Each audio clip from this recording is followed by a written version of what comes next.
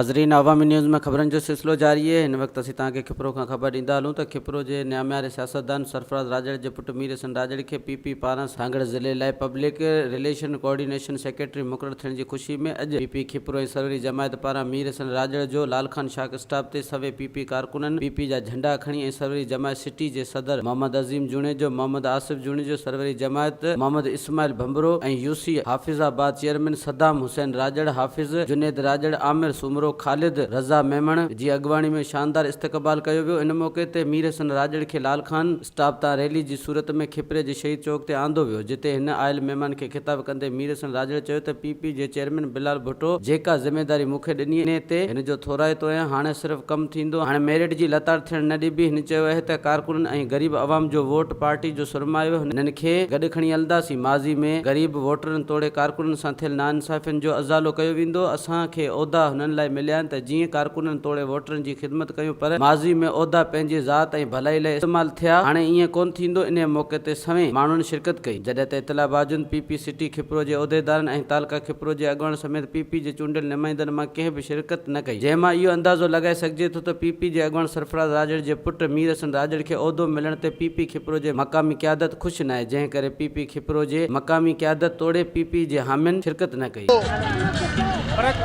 मेरा अपना शहर है, यहीं पैदा हुआ हूँ, यहीं पला हूँ, बड़ा हूँ, यहीं बचपन गुजरा। खिपरो की गली गली से वाकिफ़ हूँ, खिपरो के मसाइल से वाकिफ़ हूँ, यहाँ का लोकल हूँ, यहाँ के लोगों का दर्द, दुख, तकलीफ़ें सब समझता हूँ। और इंशाअल्लाह ये जो ज़िम्मेदारी मिली है, ये बहुत बड़ी ज़िम्मेदारी है। आप खिपरो के आवाम के लिए क्या मैसेज देना चाहेंगे? ये मेरा शहर है, मैं यहाँ पैदा हुआ हूँ, यहाँ बड़ा हूँ। इनका साथ हमेशा रहा है हमारे ख़ानदान के साथ। मेरे बाबा ने 55 साल इस शहर की खिदमत की है।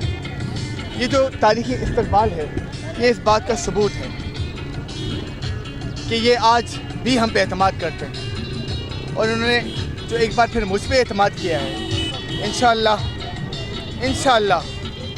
उस पर मैं पूरा उतरूँगा। वधीक ख़बरनि ऐं तफ़सील लाइ विज़िट कयो अवामी news Facebook page, YouTube page ऐं अवामी न्यूज़ वेबसाइट।